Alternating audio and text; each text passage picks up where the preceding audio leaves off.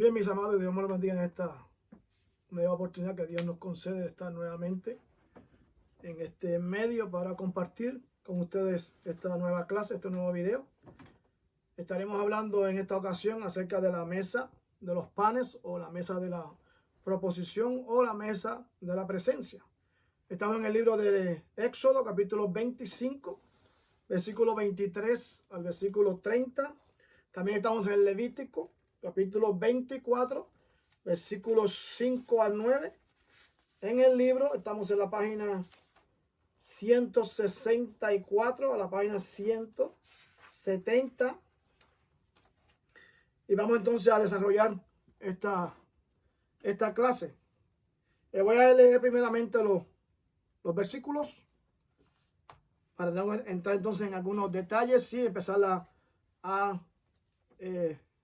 darle comienzo a la clase. En el libro de Éxodo, capítulo 25, lee como sigue, dice: harás asimismo una mesa de madera de acacia, su longitud será de 2 codos, de 1 codo su anchura, su altura de codo y medio, y la cubrirás de oro puro, y le tendrás una cornisa de oro alrededor. Le harás también una moldura alrededor de 1 palmo menor de anchura, y harás a la moldura una cornisa de oro alrededor. Le harás 4 anillos de oro, los cuales pondrás en las 4 esquinas que corresponden a sus 4 patas. Los anillos estarán debajo de la moldura para lugares en las varas para llevar la mesa. Hará las varas de madera de acacia, las cubrirás de oro, y con ellas será llevada la mesa. Harás también sus platos, sus cucharas, sus cubiertos, sus tazones con que se libará de oro fino lo harás, y pondrás sobre la mesa el pan de la proposición delante de mí continuamente. En la mesa, vamos a ubicar en qué lugar se encontraba la mesa primeramente, y vamos a ver algunos detalles que ya tengo acá en la pizarra para ir entonces compartiendo con ustedes este nuevo video, esta nueva clase. La mesa de los panes de la proposición se encontraba al lado norte, dentro del lugar santo, pero al lado norte. ¿Se acuerda cuando hablamos de la puerta o la cortina del atrio? Que el sol sale por el este. O sea, cuando entras, entonces el norte te quedaba a la derecha y el sur te quedaba hacia la izquierda. En el sur se encontraba el candelero de oro, y ahora en el lado derecho se encuentra la mesa de la proposición o la mesa de los panes en el lugar santo al lado norte. Esta mesa, también en el idioma hebreo, el pan se le llama lehem panim. No sé si lo estoy pronunciando correctamente, pero ese es el nombre en el hebreo. Lehem panim, y su significado es pan del rostro. Hay otros detalles en esta mesa, según leímos en el libro de Éxodo, capítulo 25, donde dice que la mesa era de madera de acacia. Ya hemos enfatizado en varias ocasiones, en varios videos, qué significa la acacia. Estaba forrada en oro. También hemos dicho en varias ocasiones lo que tipifica, simboliza el oro. Tenía una cornisa y tenía una moldura. También habían 4 anillos, tenía 2 varas, tenía platos, cucharas, cubiertas y tazones. Y todo esto estaba construido en oro o forrado en oro, lo cual tipifica la divinidad, la majestad, la divinidad, la gloria de Dios o de Jesucristo. Son las medidas de esta mesa, como leímos, era de 2 codos de largo, eso es igual a 3 pies. Era de codo y medio de ancho, eso es igual a 18 pulgadas o pie y medio. Y era de alto, de codo y medio, lo cual es igual a 2 pies y cuarto. Esa es la altura. la altura, la anchura y el largor. En la mesa había unas cornisas. Hay algunas versiones bíblicas dice, le llama coronas de un palmo. Un palmo es igual a 3 o 4 pulgadas. El palmo representa mayormente la mano. Dice que posiblemente la parte de la parte de arriba de este dedo a la parte de abajo era un palmo. Se hacía esa medida.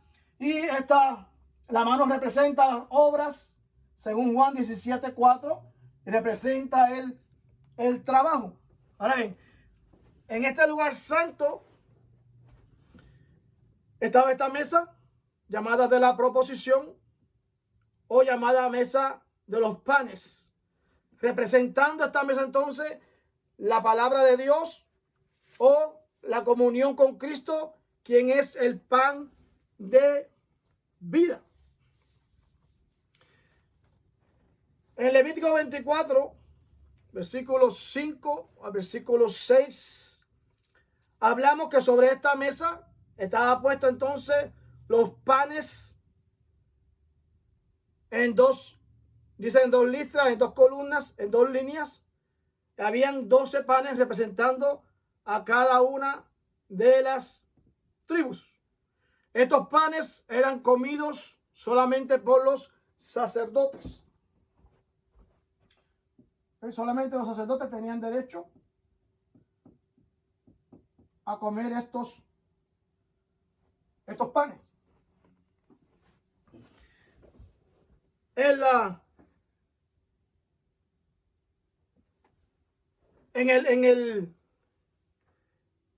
la construcción de estos panes, la manera que se hacían estos panes, se usaban décimas de harina, y una décima de harina es igual aproximadamente a décimas de harina. Era aproximadamente de 3.8 a 4 litros. Y cuando se habla de décima, representa la décima entonces la doble porción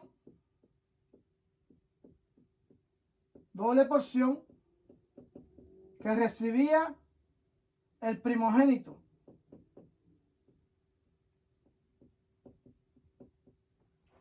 Es decir, el hijo mayor, cuando se repartían las propiedades, mayormente al hijo mayor, el primogénito, le correspondía una doble porción de los bienes que tenía su padre. Esto lo encontramos en el libro de Hebreos capítulo 12. Hebreos capítulo 12. Hebreos capítulo 12 habla de esa bendición del primogénito. Ese derecho de recibir esta doble porción de los bienes familiares. Los panes de la proposición que estaban en esta mesa es tipo de comunión. La mesa tipifica comunión, tipifica unión, tipifica comunión,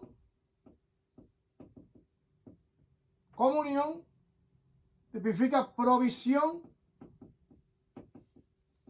y compañerismo.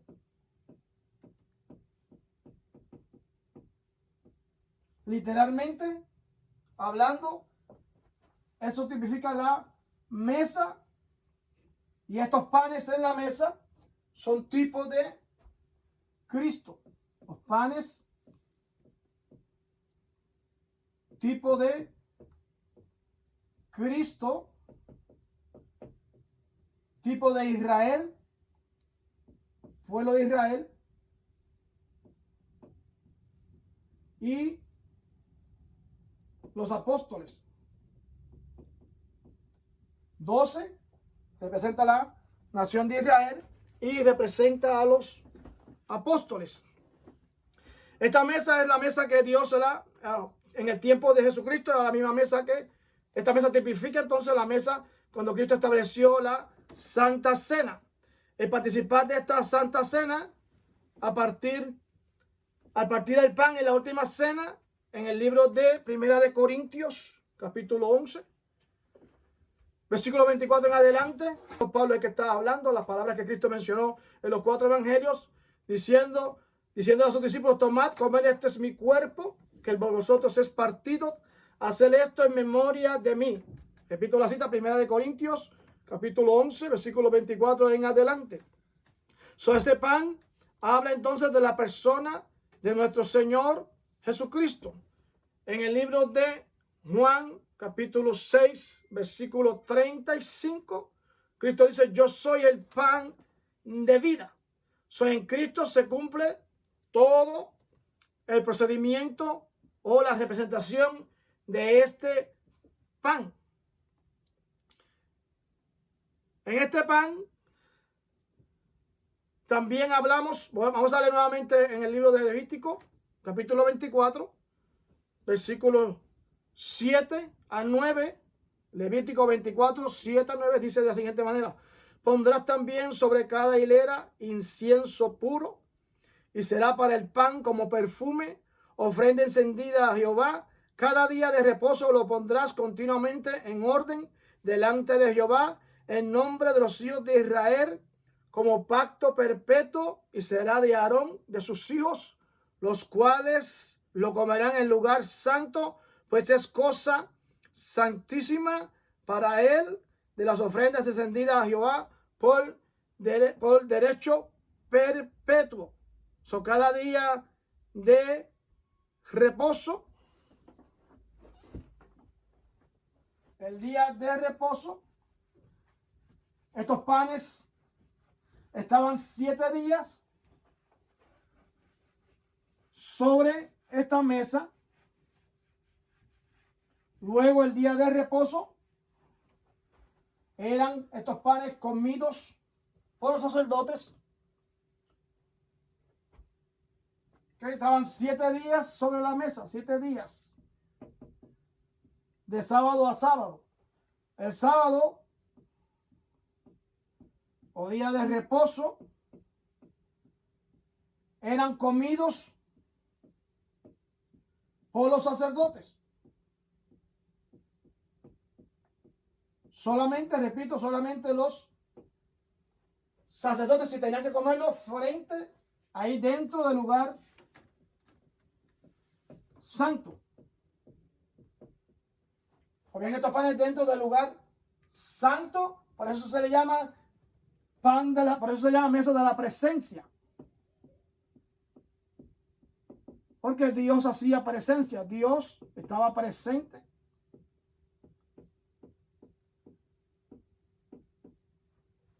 Por eso se le llama: comerán estos panes en el lugar santo, y será cosa santísima para Aarón y para sus hijos, porque Dios estaba literalmente presente en este lugar cuando se hacía este procedimiento.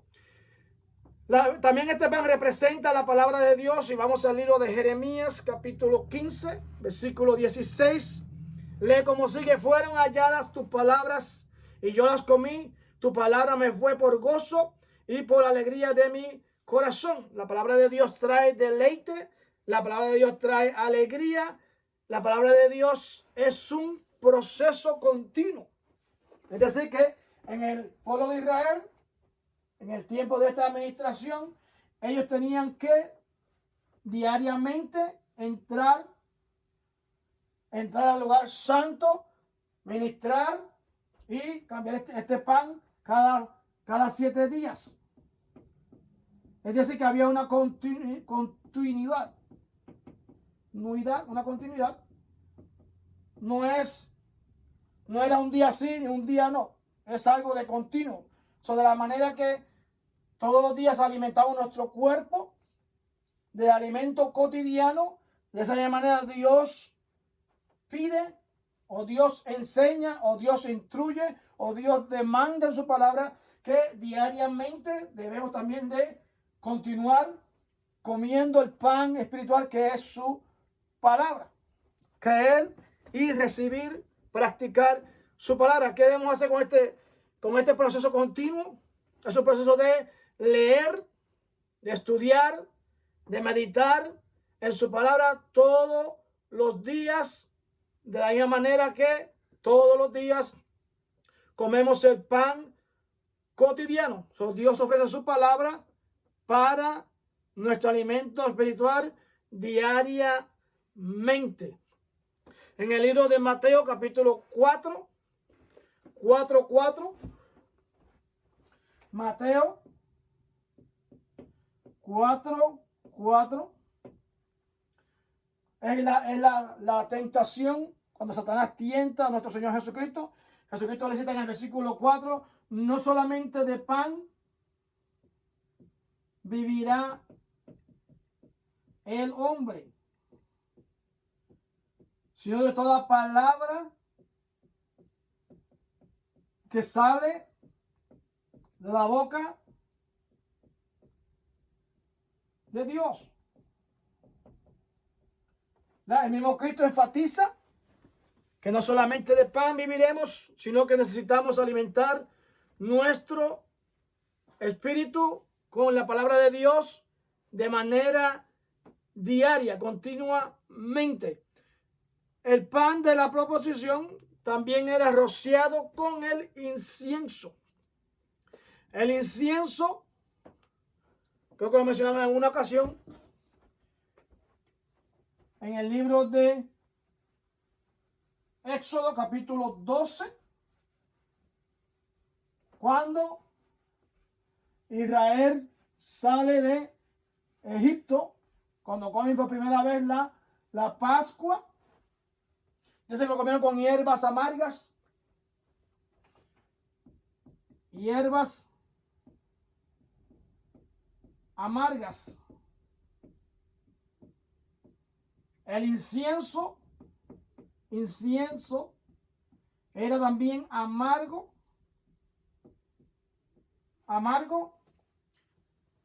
y tipifica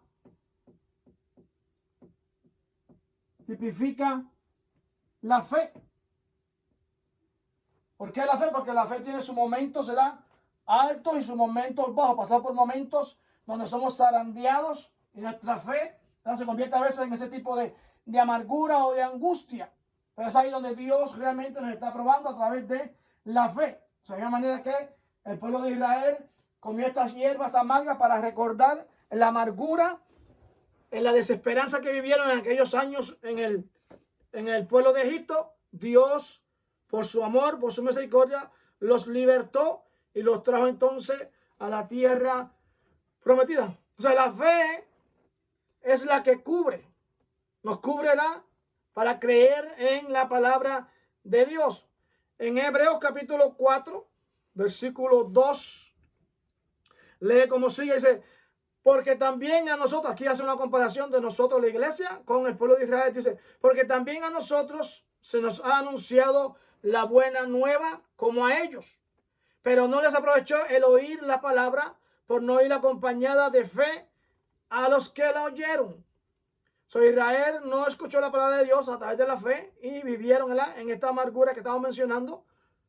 Y la iglesia, de la misma manera, al no escuchar, al no alimentar la fe, también nos acontece esa lejanía hacia Dios.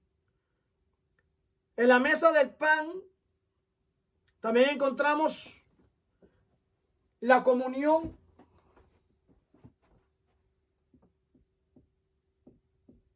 La comunión con Cristo. Cuando recordamos la vida de nuestro Señor Jesucristo, vemos que muchas veces Jesucristo estuvo sentado en una mesa, tanto en la mesa con los discípulos como en otras ocasiones donde le invitaron a comer en diferentes partes de ciudades, y siempre se sentó a la mesa a comer con ellos, lo que tipifica su comunión, su compañerismo.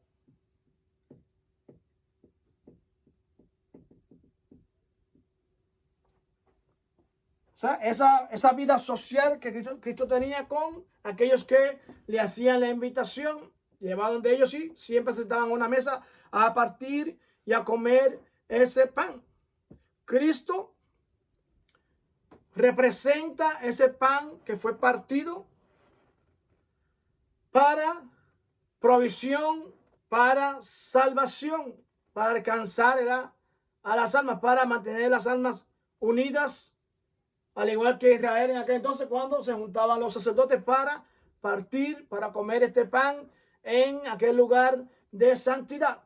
Si aquel lugar era un lugar de santidad cuando los sacerdotes comían este pan, cuanto más frente a la persona de Jesucristo al comer este pan para dar vida.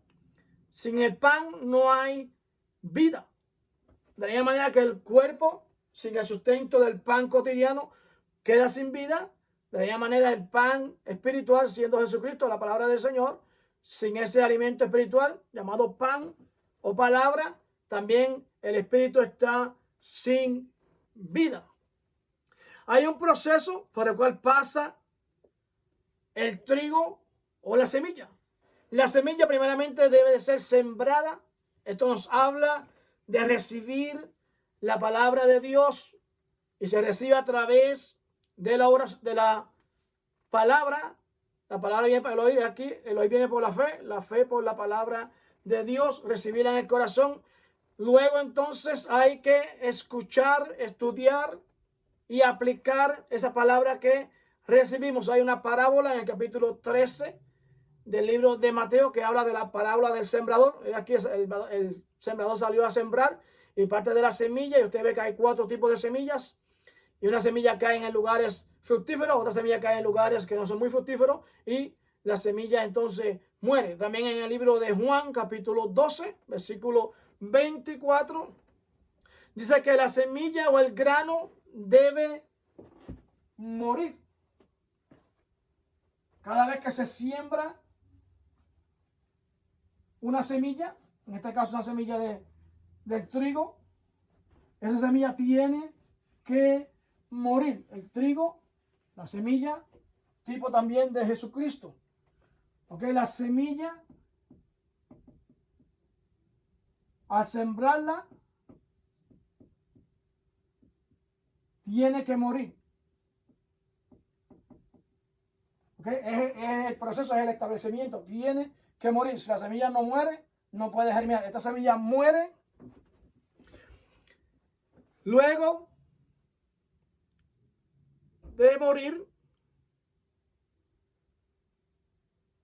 hay un procedimiento donde lo que sucede dentro de la tierra no lo conocemos. Al igual que cuando Cristo entra o nace en el corazón de aquellos que le han recibido, no conocemos, no entendemos el proceso que hay en esa persona hasta que comienza a dar fruto. Luego que esta semilla muere, luego que muere entonces esta semilla, comienza entonces a crecer.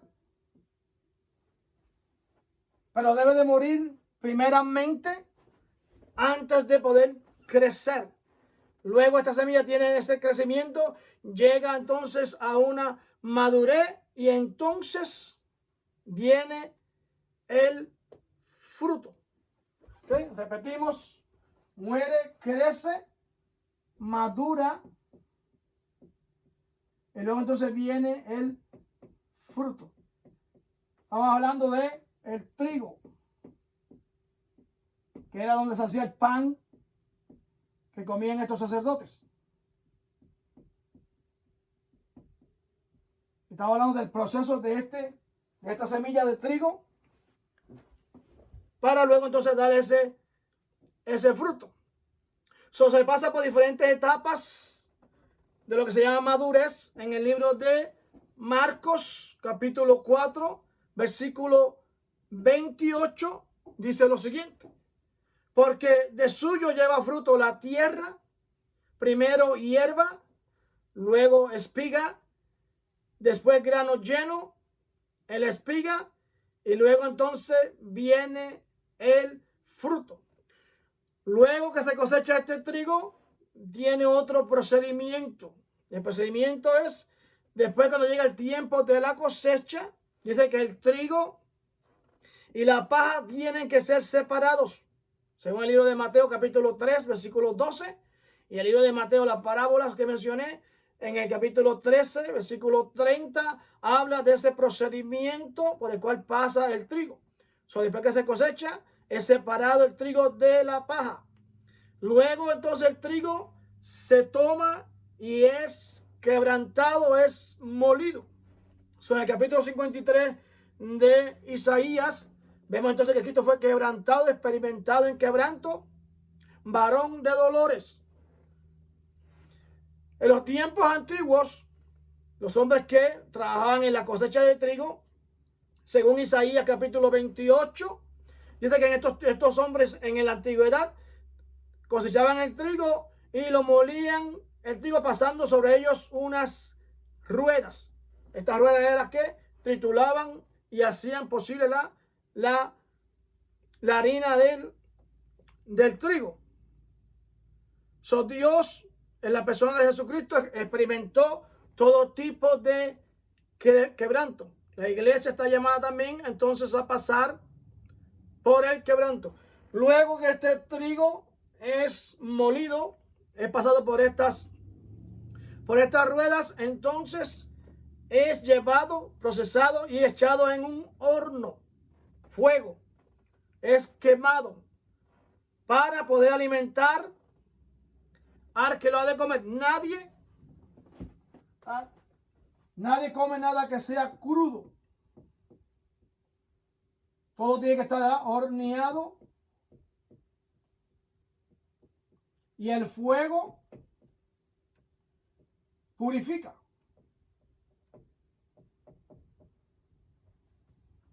Todo este trigo, antes que los sacerdotes lo comieran, tenían, ¿verdad?, pasaba por todo este procedimiento antes de ser puesto en la mesa de la proposición o la mesa de la presencia. Hasta que este trigo no quedaba totalmente fino, no era adecuado o no cualificaba para formar estas tortas de pan para ponerlas sobre la mesa. Luego entonces era llevado al horno, ya cuando estaba en su total fineza, era llevado al horno, y el horno se le llama en Isaías capítulo 48, versículo 10, se le llama el horno de aflicción. De la misma manera, nuestra fe es duramente probada con fuego, según 1 de Pedro capítulo 1, versículo 7. La tribulación, la persecución, todo esto es lo que va formando el carácter de la iglesia o el carácter del cristiano. El fuego, la fe, fuego, fe, el fuego para purificar, fe para escuchar,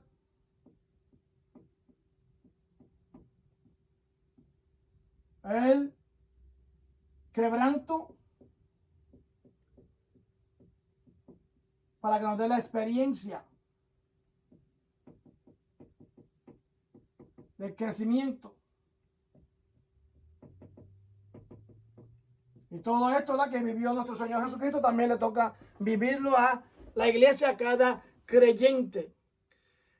En el lugar santo, cuando se llega al lugar santo, aunque antes hay que pasar por el atrio, es donde ya tenemos la capacidad o la madurez o una relación con Dios. Acuérdense que los sacerdotes cuando ministraban, había los menos experimentados, trabajaban mayormente en los atrios. Luego aquellos que eran más maduros entraban entonces en el lugar santo, y solamente el sumo sacerdote entraba en el lugar santísimo. En la palabra del Señor, en el libro de Juan, capítulo primera de Juan, la epístola de Juan, primera de Juan, capítulo 2, versículos 12 al 14, menciona Juan, hablándole a los ancianos, hablándole a los padres, hablándole a los jóvenes acerca de este procedimiento, de este crecimiento que conlleva, no que hacemos de la noche a la mañana, sino que conlleva una práctica, una vivencia para poder alcanzar la madurez. Voy a leerlo. Primera de Juan, capítulo 2, versículos 12 al 14. Lee como sigue. Os escribo a vosotros, hijitos, porque vuestros pecados os han sido perdonados por su nombre. Os escribo a vosotros, padres, porque conocéis al que es desde el principio. Os escribo a vosotros, jóvenes, porque habéis vencido al maligno. Os escribo a vosotros, hijitos, porque habéis conocido al Padre. Os escribo a vosotros, padres, porque habéis conocido al que es desde el principio. Os escribo a vosotros, jóvenes, porque sois fuertes y la palabra de Dios permanece en vosotros y habéis vencido al maligno. Quiere decir que hay una capacidad para cada creyente, varias etapas hasta que entendemos y conocemos y comprendemos, hasta que llegamos a la madurez espiritual. En Hebreos capítulo 5, versículos 12 al 14, nos hace una exhortación de que vivamos alimentándonos siempre de la Escritura. Creo que en Juan capítulo 5, versículo 38, dice el Señor que la Escritura hablan, se escudriñan las Escrituras, porque a vosotros parece que está la vida eterna y ellas dan testimonio de mí. Cuando hablamos de testimonio, encontramos en el libro de Ezequiel, cuando Dios llama al profeta Ezequiel, Dios le dice al profeta que le quitaría el deleite de sus ojos. Cuando Ezequiel comió el libro, el rollo, muchas de las experiencias que le fueron mostradas en estos sueños, en estas visiones, las vivió Ezequiel en carne propia. Y una de ellas fue cuando Dios le quita a su esposa, que se llama el deleite de sus ojos. Es de la manera cuando Dios se aparta de Israel, sale del templo por causa de el pecado, abandonó a Israel, salió la Shekinah de Jehová del templo por la práctica, la adoración a otros dioses, al sol. Y Ezequiel vivió esta experiencia con su esposa. Luego también está el profeta Oseas. Oseas tuvo que vivir también su mensaje de restauración, donde dice la palabra en el libro de Oseas que Dios lo mandó a que se casara con una mujer ramera, y esta mujer ramera, luego de darle hijos, dice que se descarriló, abandonó al profeta, le fue infiel y el profeta tuvo que ir a comprarla. Ella mujer la abandonó, cayó como esclava y fue vendida nuevamente para él. Él la compró nuevamente como esclava, siendo su esposa. Vivió el profeta entonces la infidelidad, lo que es la fidelidad. La mesa también tenía dos cornisas, la cornisa y la moldura. Dice en el capítulo 24 y 25, dice, y cubrirás de oro puro y harás una cornisa de oro alrededor, le harás una moldura alrededor de un palmo menor de anchura y harás a la moldura una cornisa de oro alrededor. Ya mencionamos que la palabra palmo menor es entre 3 a 4 pulgadas. Esta cornisa dice que su primera característica era proteger o evitar, cubrir, literalmente hablando, evitar que los panes cayeran al suelo. Si por alguna razón estos panes o esta mesa era movida, pues evitar que cayeran al suelo. Pero espiritualmente esta mesa representa o tipifica la persona de nuestro Señor Jesucristo. Dice, esta mesa nos habla de la humanidad de Cristo y de su divinidad como hombre. Tenía derecho al trono de David y como Dios ha venido a ser rey de reyes. El libro de Juan, capítulo 17, dice, y pusieron sobre su cabeza su causa escrita. Este es Jesús, el rey de los judíos. Mateo 27, 37.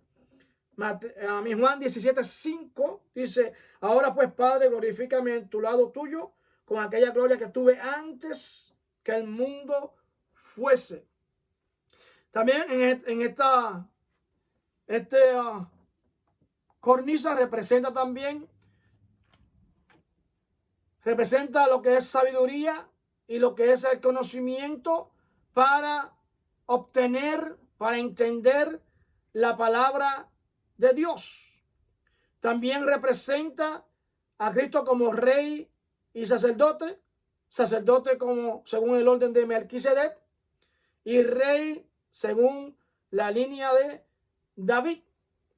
También las coronas, ¿se acuerdan que cuando hablamos del sacerdocio israelita por Aarón y sus hijos, en el capítulo 8 del libro de Levítico, mencionamos que a los sacerdotes o a sumos sacerdotes tenían una tiara o una mitra y tenían una lámina de oro que decía santidad a Jehová. La corona representa entonces a el Señor, el lugar del Señor.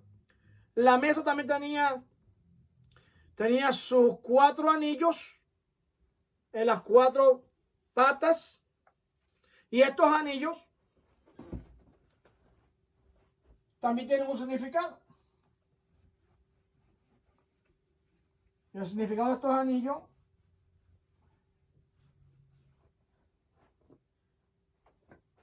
los anillos significan compromiso.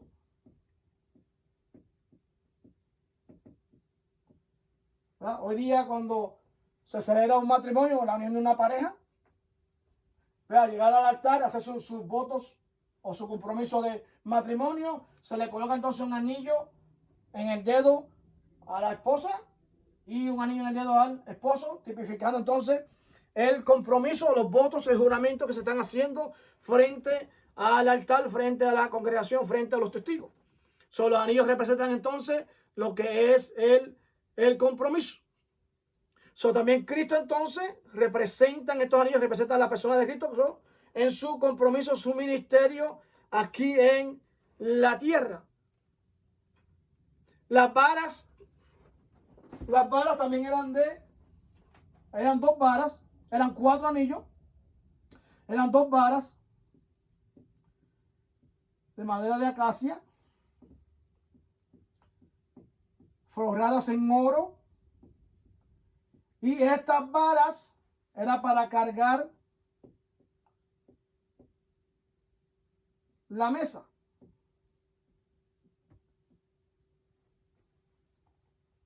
Cristo la cargó la cruz al Calvario.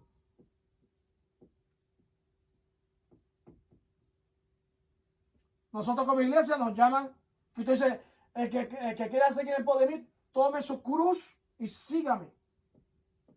Niéguese a sí mismo, tome su cruz y sígame. Esta madera de acacia, estas varas, no permitían entonces que hubiera contacto humano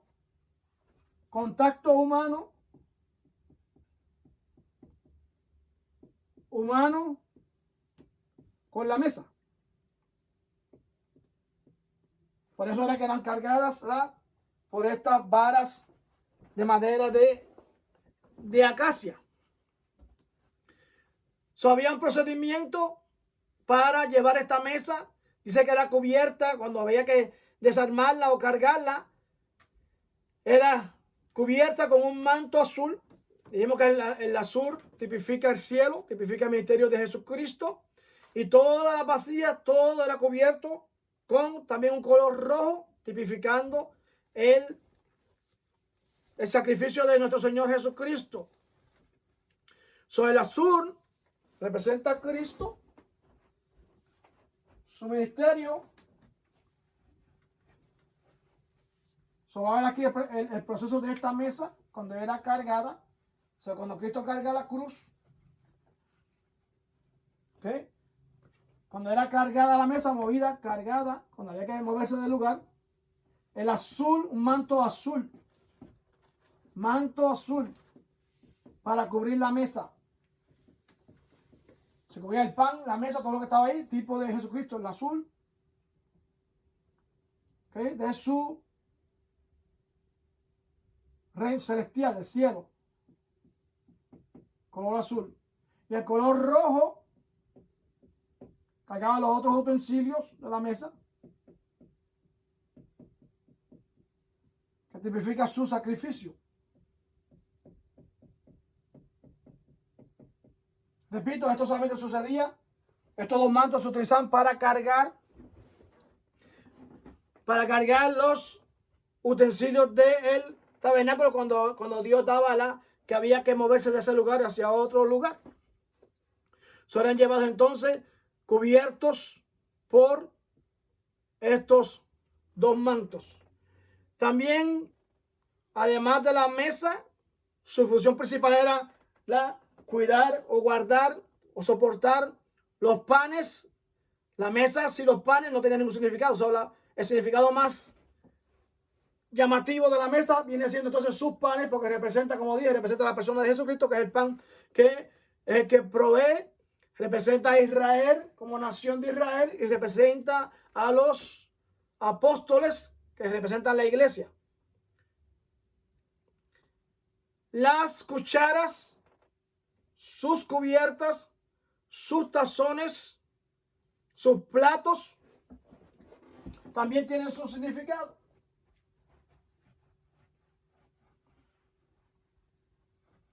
Todo tiene un simbolismo, casi todo tiene un simbolismo, casi todo tiene su significado, todo tiene su enseñanza. Aquí hablamos entonces de cucharas, hablamos de los platos, hablamos de las cubiertas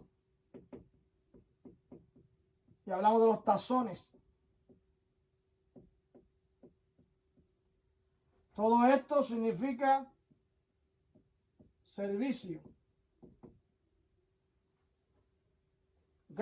Cuando vamos hoy día a un restaurante, vamos a comer, nos sentamos a la mesa y es imposible que nos falten entonces estos instrumentos, la cuchara o el tenedor, para poder servirnos, para poder comer. Eso es tipo de servicio.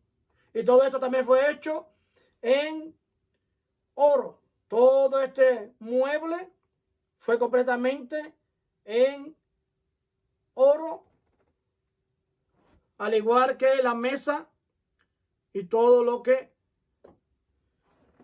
había en ella. En el libro de Zacarías, capítulo 14, versículos 20 al 21, dice: en aquel día estará grabado sobre la campanilla de los caballos, santidad a Jehová, y las ollas de la casa de Jehová serán como los tazones del altar, y toda olla en Jerusalén y en Judá será consagrada a Jehová de los ejércitos, y todos los que sacrificaren vendrán y tomarán de ellas y cocerán en ellas, y no habrá en aquel día más mercader en la casa de Jehová de los ejércitos. Se le compara entonces a Jerusalén y a Judá, se le compara aquí como una olla que van a dar la provisión. Se le compara también con el pan que está sobre la mesa. En el libro de Juan, capítulo 6, versículo 35, dice: yo soy el pan de vida. El que a mí viene nunca tendrá hambre. El que en mí cree no tendrá sed jamás. Este es el pan que descendió del cielo, para que el que de él come no muera. Yo soy el pan que descendió del cielo. Si alguno come de este pan, vivirá para siempre. Y el pan que yo daré es mi carne, la cual yo daré por el mundo. Este es el pan que descendió del cielo, no como vuestros padres, que comieron el pan y el maná y murieron. El que come de este pan vive para siempre. En el libro de Crónicas, Primera de Crónicas,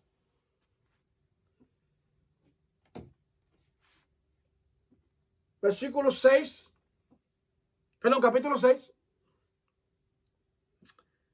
Primera de Crónicas, capítulo 9, versículo 32, dice: y algunos de los hijos de Coat y sus hermanos tenían a su cargo los panes de la proposición, los cuales ponían por orden en el día de reposo.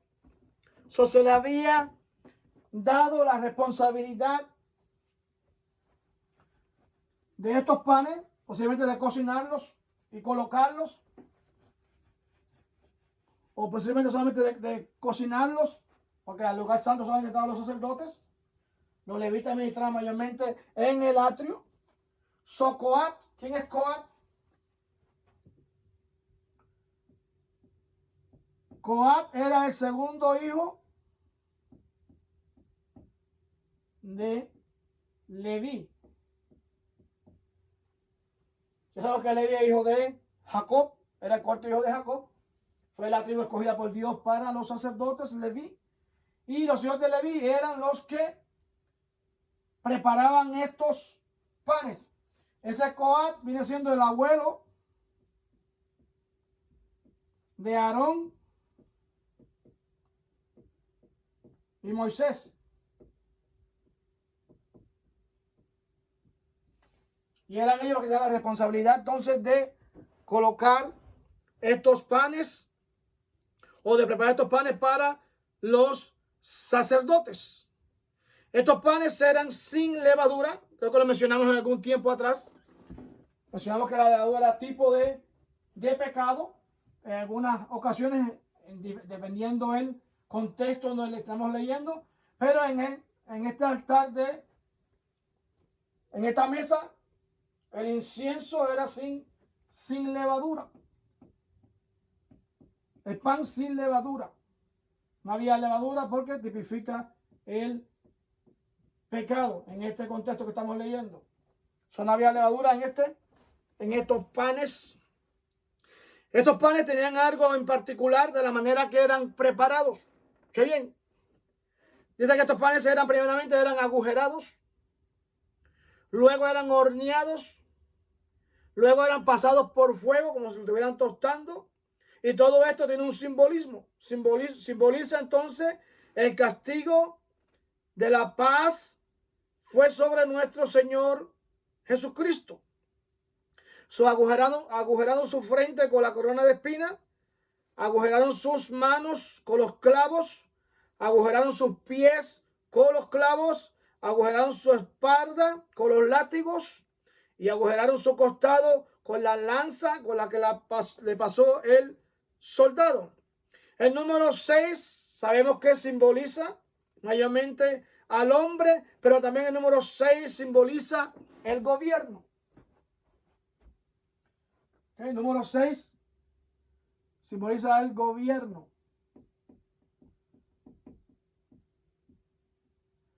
Porque en el libro de Apocalipsis,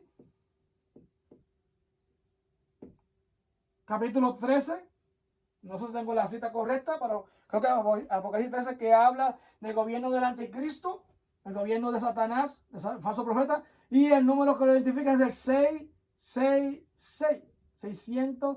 666 es el gobierno del anticristo.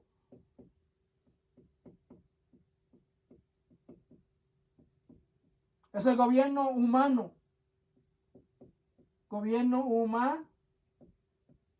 Y es el número 12.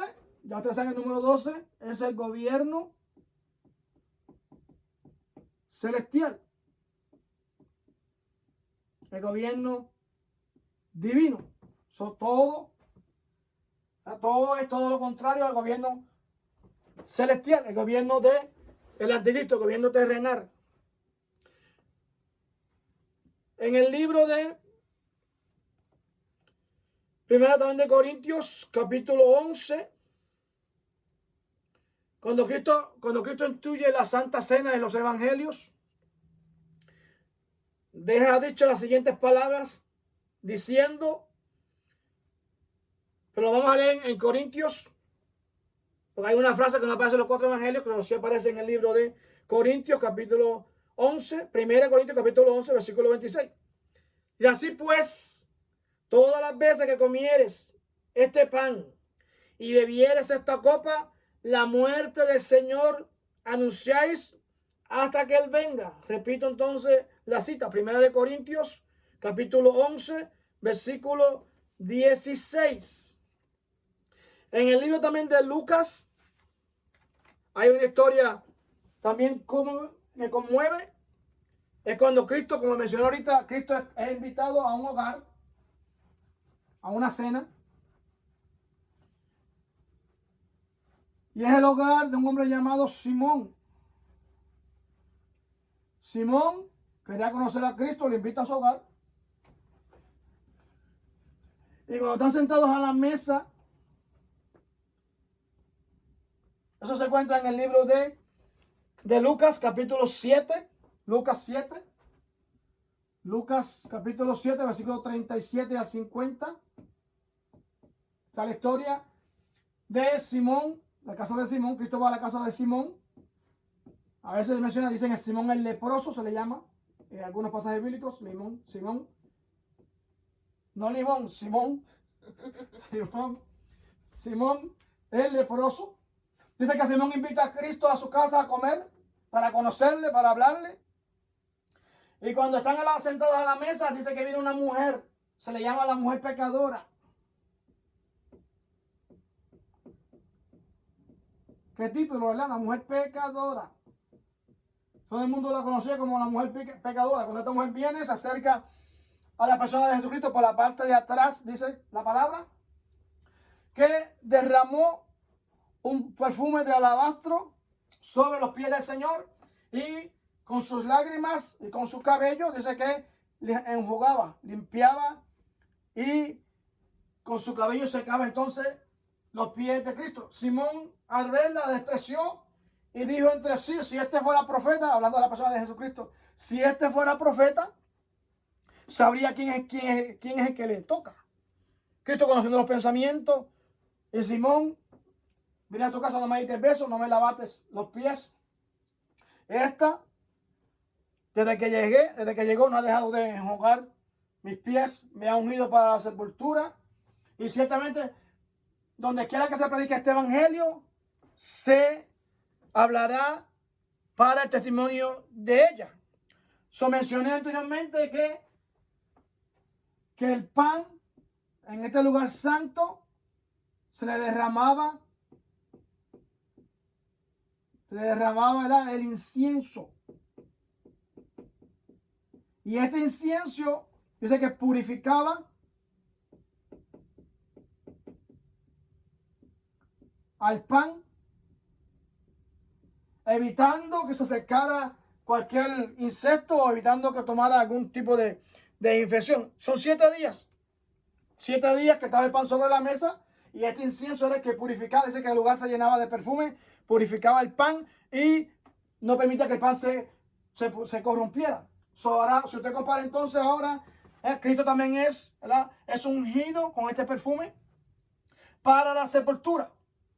Porque esta mujer, llamada mujer pecadora, tuvo este gesto para con Cristo. Eso representa o tipifica entonces el procedimiento del pan en el Viejo Testamento a través de los sacerdotes. En el libro mencioné que los utensilios eran símbolos de servidumbre. Tipifica servir. Voy a leer unas citas bíblicas de lo que es ese servicio. Cuando Cristo estaba en el mundo, Mateo 20, 28, Cristo hablando, dice lo siguiente: como el Hijo del Hombre no vino para ser servido, sino para servir y para dar su vida en rescate por muchos. Repito, estamos hablando entonces ahora de los utensilios, las cucharas, los tazones, tipo de servicio. También en el libro de 2 Timoteo, capítulo 2, versículos 20 al 21, dice, pero en una casa grande no solamente hay utensilios de oro o de plata, sino también de madera y de barro. Unos son para usos honrosos y otros para usos viles. Así que si alguno se limpia de estas cosas, será instrumento para honra, santificado, útil al Señor y dispuesto para toda buena obra. 2 de Timoteo, capítulo 2, verso 20 al 21. Y para concluir, para terminar, dice en el libro de Efesios, capítulo 2, versículo 4 al 7, dice que Dios Pero Dios, que es rico en misericordia, por su gran amor con que nos amó, aun estando nosotros muertos en pecado, nos dio juntamente con Cristo, por gracia sois salvos.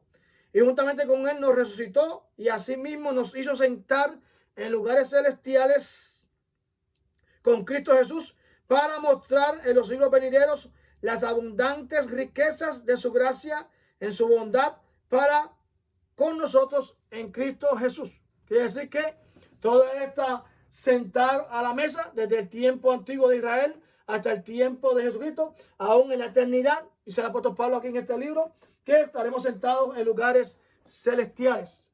Dios te bendiga. Hasta aquí este video. Nos veremos en la próxima clase, el próximo video, Dios mediante. Bendiciones para todos.